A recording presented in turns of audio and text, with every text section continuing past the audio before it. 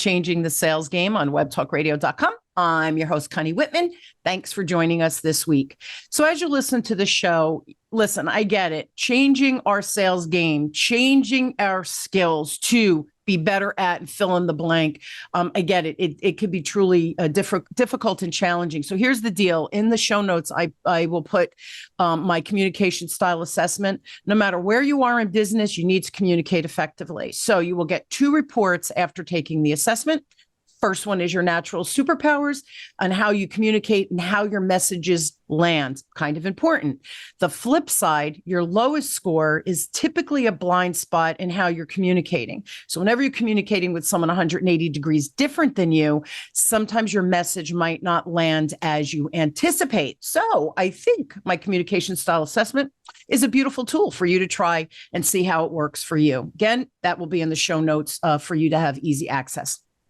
So my quote today, I really want to set the stage. It's a long quote, so bear with me, but it really sets the stage for my guests and our zone of genius and how we're going to combine them in our topic today. And the quote is by Fergal Glynn, and Fergal says, "A bad habit appearing at many companies is to put reps in the unenviable position of trying to hit their quotas by feverishly working through as many opportunities as they can. But this isn't necessarily the ideal solution.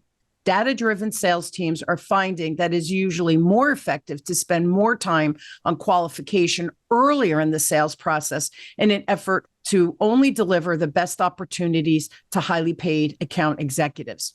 So people, when they meet me, they often lump that word sales and marketing together. And I immediately stop them because they'll say things to me like, "Oh, you're good in marketing and sales."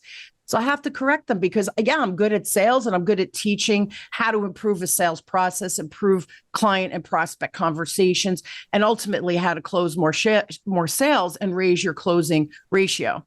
Go behind the scenes that generate those cold leads. That is not my jam, and that is not my zone of genius. There's truly a difference in the skills needed to have effective marketing results versus those profitable sales results. They are married, but they are different. So who is my amazing guest today? Well, his name is Taylor Frame.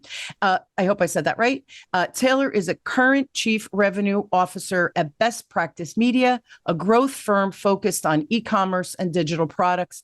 Taylor resides in Santa Cruz, California with his family, and he's been in the e-commerce world since 2011 when he started his career at Adobe. After being in the enterprise space for 7 years, he started his first digital marketing agency and built that to 7 figures, which Best Practice Media acquired. And they acquired him along with it. Now he's building the Best Practice Media agency and enjoying the journey. So please help me welcome Taylor to the show. Taylor, thanks for being on. Excited to be here. Thank you, Connie. Yes, always fun to meet people in this space that we really are married. Our skill set is really a married combo that I think is needed in business today. We need to get locked and loaded on both ends, right? You do. Yeah. Yeah. And I think I sit in this very unique position where, obviously I manage all of our sales and partnerships here at Best Practice Media, but I also run a marketing firm. And so it really is that interesting, if you look at that Venn diagram, I'm sitting right there in the middle between sales and marketing. Yes. I really have to be an expert at both. And that's what's allowed us to grow a lot. But it is a very interesting place to be, which not a lot of sales reps find themselves in. Yeah, absolutely. So again, like you have the double-edged sword. You're like, you have both sides covered, which is awesome.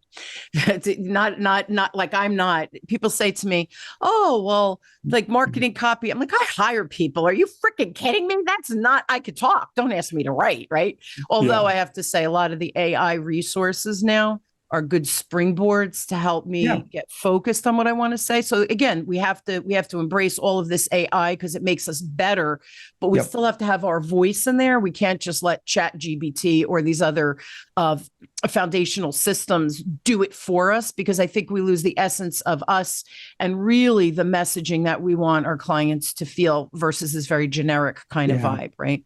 Yeah. And I mean, once you get in the space a little bit, like you can very easily tell if something has been written by AI versus someone that is an expert copywriter and understands how to emotionally connect with someone and draw them into a story. One of the things that we teach all of our clients and just with that quote you shared, I think there's a really important lesson to extract from that, is that it's not always about volume. It's volume and quantity of really qualified people, Absolutely. right? It's niching down sometimes.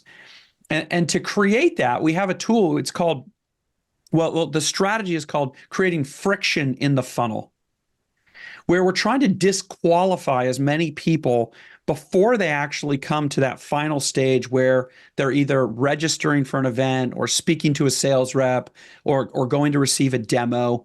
We want to make sure that those people that get to the end of that journey are the ones that really deserve to be there and are going to be the perfect fit for that organization, whatever their goal is selling. So I agree with you. It is not about volume. It's also very much about quality of lead and how to build that into your sales cycle. Yeah. It's funny too, because, when I teach business development and I work mostly with banks and credit unions across the United States, right? So, and when they go out, they do this cold, quote unquote, cold. I just did air quotes for those listening on Apple, but it's cold calling. I have never done cold calling. Maybe initially in my career in my 20s, it's such a weight. It sucks up so much time, and it's like throwing spaghetti against the wall. Where if we could come up with a strategic, prepared, executable, rinse and repeat process for business development. Now, all of a sudden, we're looking for qualified leads. So now we're being very, doesn't mean you're going to make every sale, but at least now we're not only in the right church, we're in the right pew where our people might need us. So we have to be strategic. So one of my clients, I remember we've been working together for many years.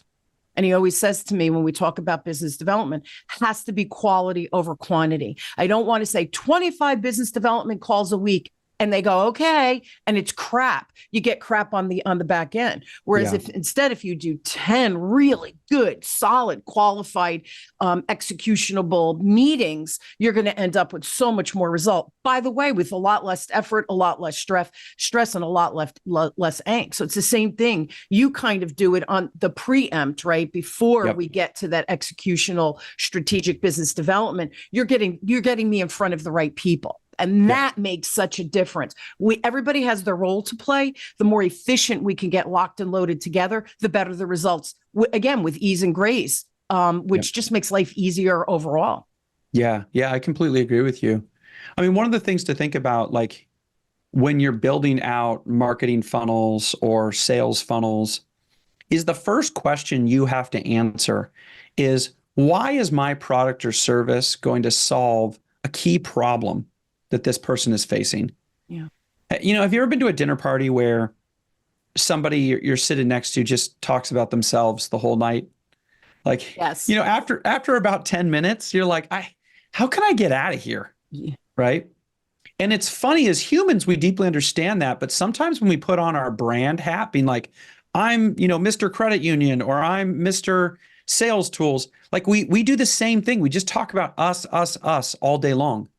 And I find that brands sometimes forget that there's a customer on the other end that is making an educated choice. That's right. And so one of the first things that we build out when we work with brands is like, why should somebody hire you, or why should someone work with you as opposed to all the other options in the space? That's right. And then once we start to answer that question, it has to be in two formats. It has to be like logical, like features, benefits, right? Like, oh, I get better checking rate, or I get a curated concierge, or I get this free bonus, right? Those are very logical features, benefits. But on the other side, there's emotional aspects. Sure. We have to talk about that as well. And when we wrap those together in a really curated way, that's when you get really good results with really qualified leads, people that are eager to talk to the sales rep, as opposed to like, oh gosh, this guy's calling me again. I think also, Taylor, it's because we're tired of getting bombarded. Like, it's like, all right, here comes the sales pitch. So if you're going to feel that, I agree with the emotional piece. So that person is sending this vibe of the ick, right? It's that whole ick thing. Like, here it goes. They're going to vomit on me, what they're going to do for me. And I've been duped so many times before. And here's the other thing too, Google it, app for that. We have so much access to so much information. The problem becomes, how do I find, in my case, the right sales coach, trainer, whatever, or the right marketing agency like you? Because how do we differentiate ourselves? And I agree with what you said right at the onset. We have to get locked and loaded with who is our ideal client.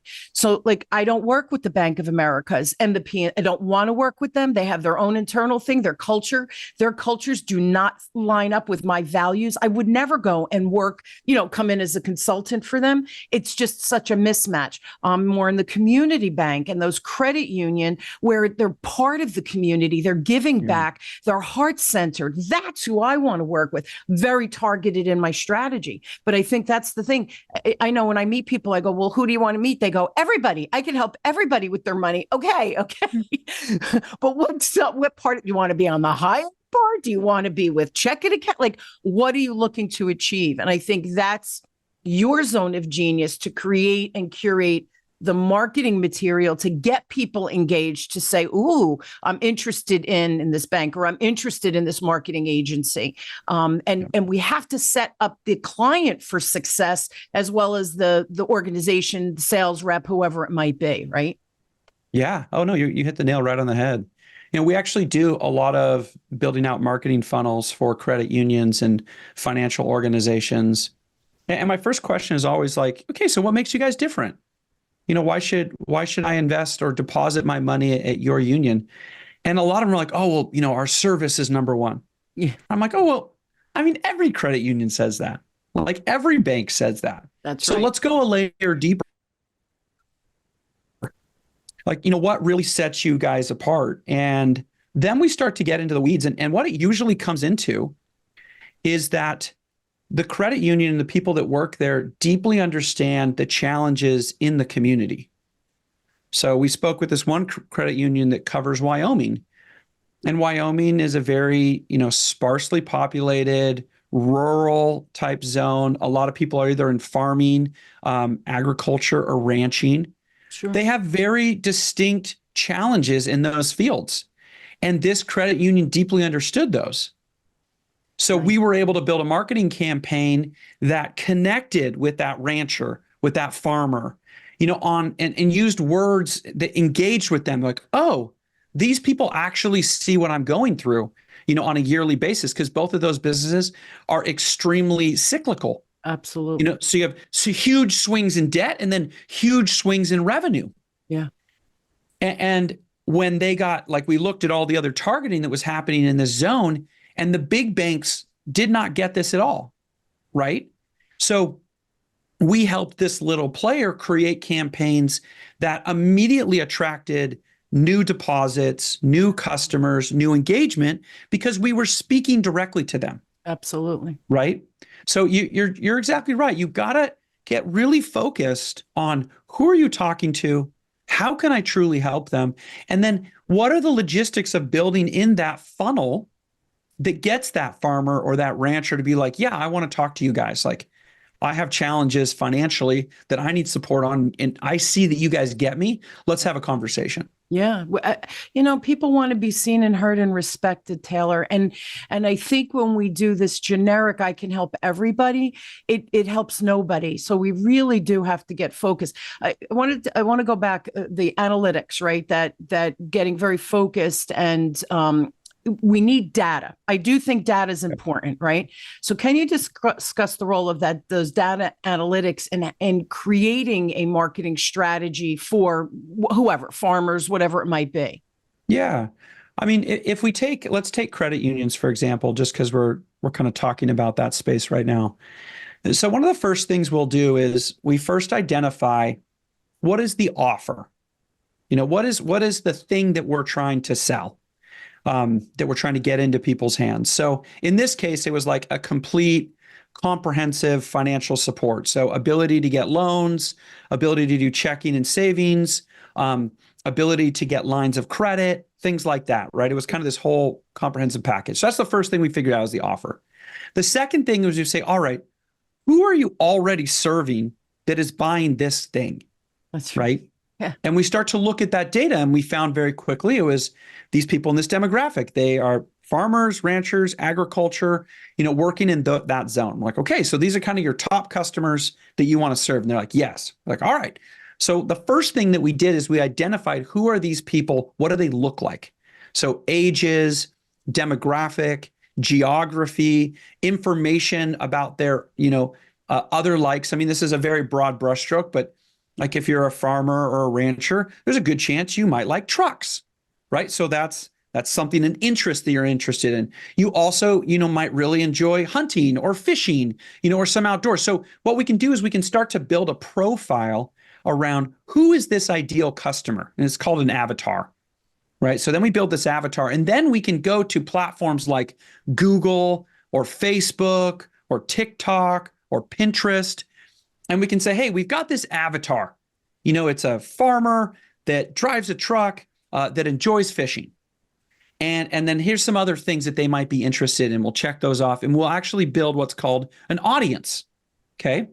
So now we have an offer, we have an avatar, we have an audience. We now have something that we can start to build a campaign around. Tangible. Yeah, so it is very data backed. So that's the first part. And at that point, we're relying a lot on our expertise because we've done this so many times. We can fill in gaps where we don't have all the data, right? So that's where it really pays to hire an expert that understands the field, because they can fill in the pieces. Yeah. But the second piece of that is, once we have this campaign ready to go, this complete financial offer that we're serving up to this individual that works in agriculture, like this farmer, then we start to run the campaign, okay? That's like a paid ads campaign or a cold email campaign or whatever the case may be. Over the first 20 to 30 days, all we're doing is collecting information about the success of that campaign. Yeah, testing. So the first month is all about testing. And what we're doing is we're trying to determine, okay, here was our hypothesis, our guess of what got this farmer to take action. Does the data back that up? And so now we actually have real data from that campaign that will show us what to do going forward. So an example would be, okay, we're serving up this offer to a farmer. Turns out they don't like fishing at all. They're super into riding dirt bikes, right? So, and they don't have a cash flow issue. They actually have an issue with, working better through taxes, right? Just a crazy example. Great. Let's change our marketing funnel. Let's change our language and start to address those things, right? So we start with a hypothesis based on the data we have access to. We go and test with the data we get back. We use that to analyze and optimize what we're doing. And the whole goal is always to improve performance. So that's like a perfect example of how we use data. Yeah. And it's interesting because if we're not testing things, we throw the baby out with the bathwater, right? That old saying, because you're saying, oh, it didn't work. Try. No. Get in there, get into the weeds with it. Really look at the nooks and crannies, if you will, and figure out this one piece. Again, like you said, no, it's not, they don't want to go fishing. They'd rather go dirt biking. You don't throw the whole analytics out or the whole campaign or the whole strategy, because it's maybe just that one piece. So by doing these testings and sending it out to real people, right, to respond or not respond, we're testing the waters to see what's going to hit. I find that people jump in and go, yeah, and then they vomit all of their products. And it's like, stop doing that, because your job is to curate the proper solution or solutions. Hopefully it's a package, right, that does a better job for the client, versus just getting up there and throwing all of these products and saying, what do you think?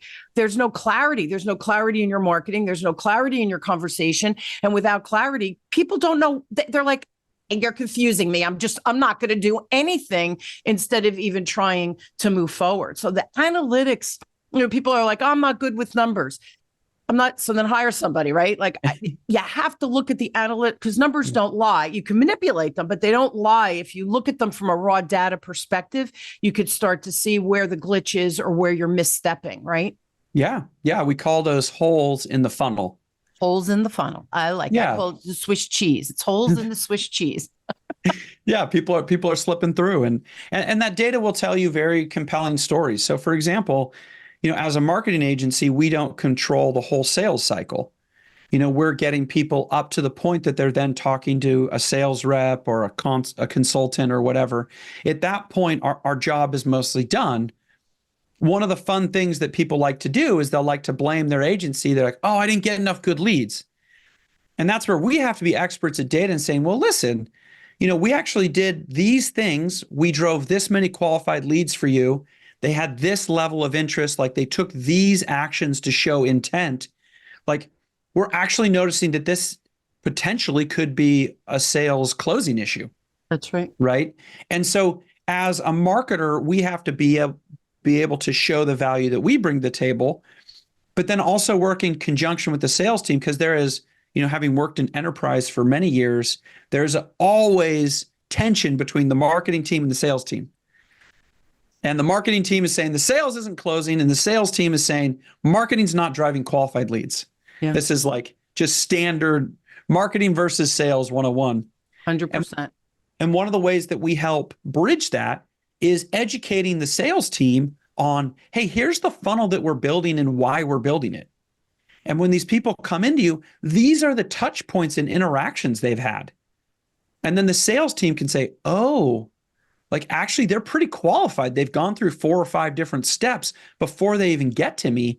And now I know what those steps are, so I can ask the right questions at the beginning of that call to create a really unique dialogue. Yeah. So if you're in the marketing side, my biggest advice is you've got to educate the sales team on what you're doing.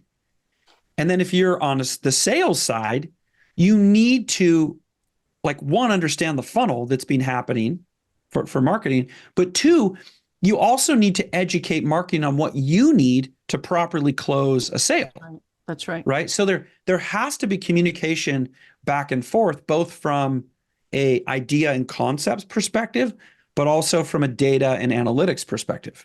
Yeah. It's so funny. I usually my clients are pretty good at combining where they'll have their marketing department build lists if that's needed, or what the campaigns are based on what the objective is, growing deposits, more lend, whatever, right? So they have to get very clear on that as well. So most of my clients, again, they're community driven.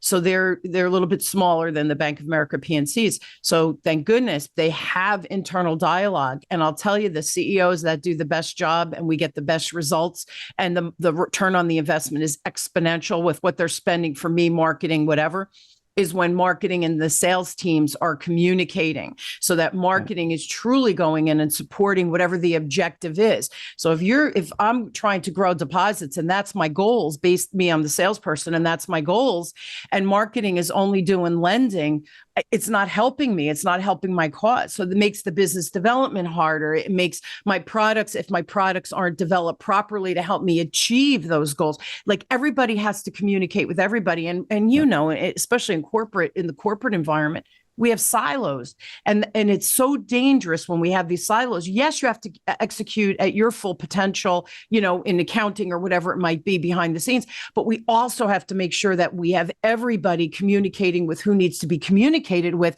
so we can streamline all the processes, so we're moving the boat, right, or the ship in the right direction. So internal communication is so critical, and I see that a lot, and I ask, can we bring them in? And it's a surprise. And they have to hear what we're doing, because then they know what testing to do. Do we need new products? Maybe we need to eliminate products. I don't know, but we need to bring the internal experts as part of it, because they're going to share, well, that's not really a possibility to do that, or that CRM isn't going to work, because we need to know that going in. So much time and money is wasted, I think, because of these silos.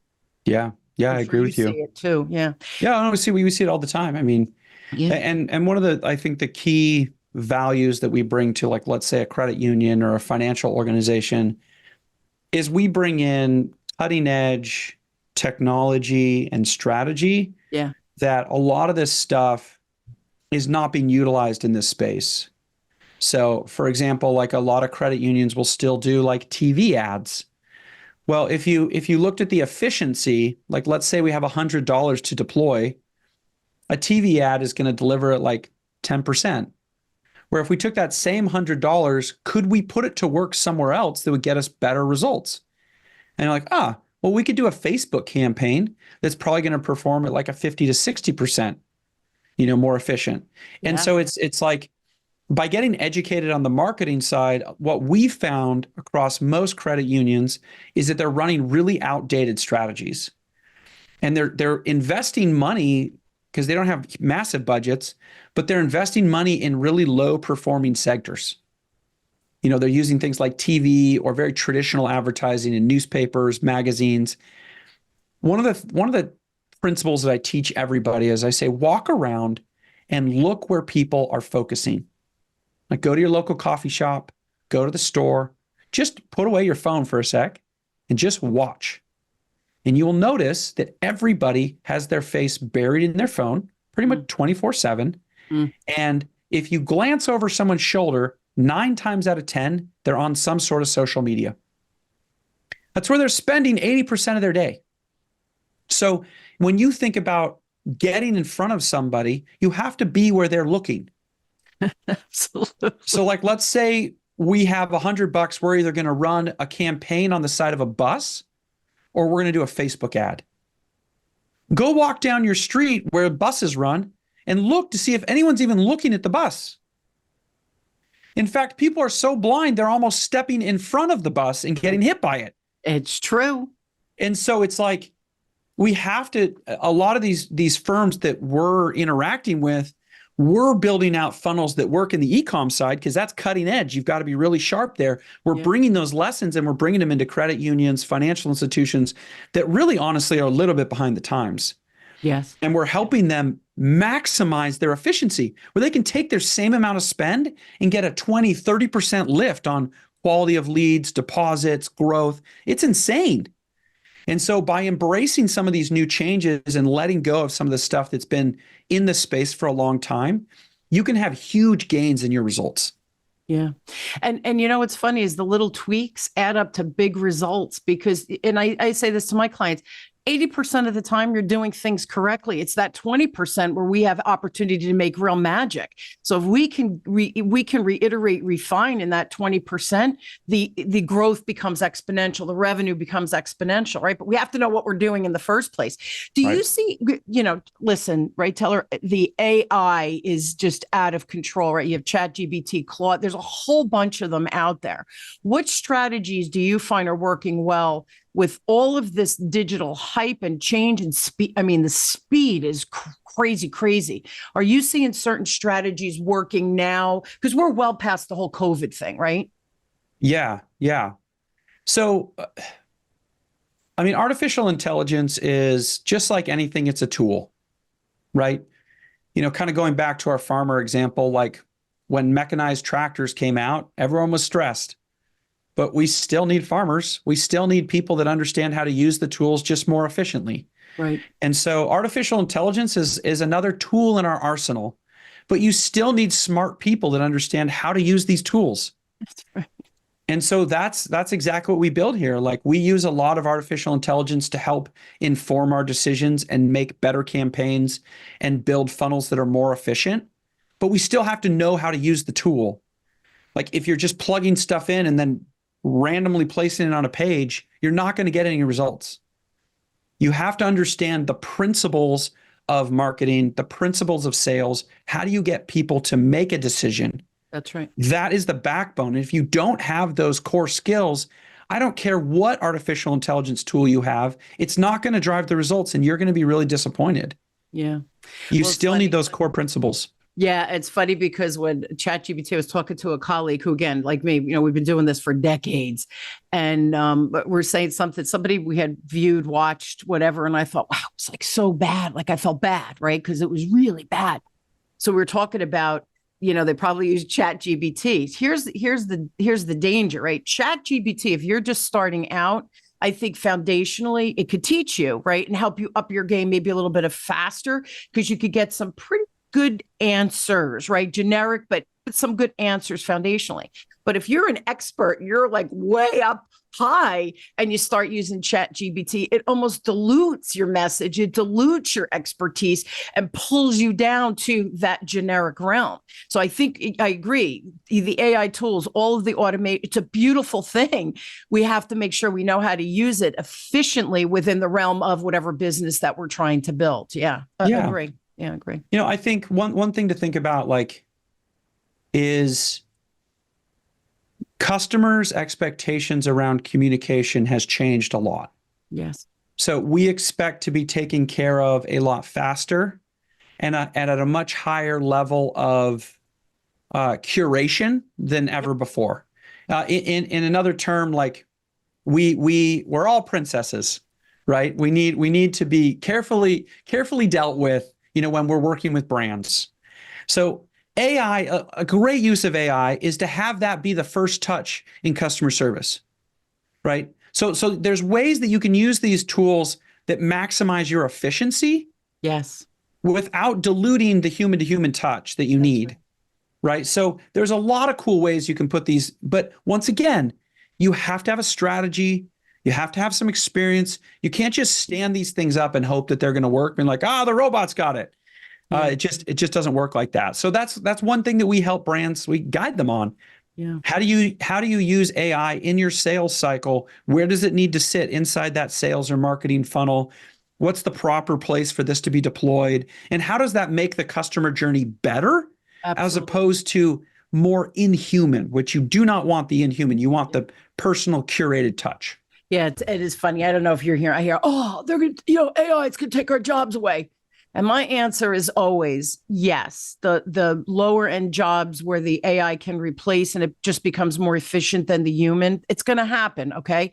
How do you remain relevant? Well, what skills aren't AI going to be able to disrupt? That's where you better gain skill. So remain relevant. I mean, that's the answer. And your job will never be taken away, but you have to remain relevant. You have to learn, you have to grow, you have to challenge your comfort zone, all the things people don't want to do, Taylor. Yeah, that's true. Right. Any last words before we end today's show? I think if anyone's listening, one of the key things to really take away from this is know your audience, know what's going to add value to their life, and build a marketing and sales funnel around those things, keeping that human connection. And 9 times out of 10, you'll be successful if you do it that way. Yeah, business is human to human. I'm sorry, at the end of this, right? All this automation helps us get to the finish line faster, but it's not going to make you cross the finish. You're going to break a leg if you don't know what you're doing. You ain't ever going to reach that finish line to begin with. So yeah, Taylor, I agree. Thank you so much for coming on, sharing. And again, our worlds are married. So it's always a pleasure talking to experts on the marketing side. I always walk away learning something as well. So, I enjoy that piece of it. So thank you so much for being on. Now, guys, here's the deal. I think you should be curious. Go to the website, which is bestpracticemedia.com. Whole bunch of cool blogs at the bottom of the website where if you're curious about, because you guys do SEOs and all that other stuff too, right? So It's all the blogs are broken out into different categories. So you really see the depth and breadth of what Taylor and his peeps can do for you if you need help. So check that out. And of course, if you have questions for Taylor, I'm going to put his LinkedIn profile in the show notes. It's a really nice way to reach out to him as well as see things current that he might be posting out there as well. So both of those links will be in the show notes for you, but definitely go to that website and check out those blog posts. There was some really cool topics that are down there that I think could start you to move the needle. Taylor, at the end of the show, I always say, hopefully they learned something today, or they go, I forgot I was doing that and I stopped, right? Bring it from the back of the brain to the front of the brain. So I always say information's a beautiful thing.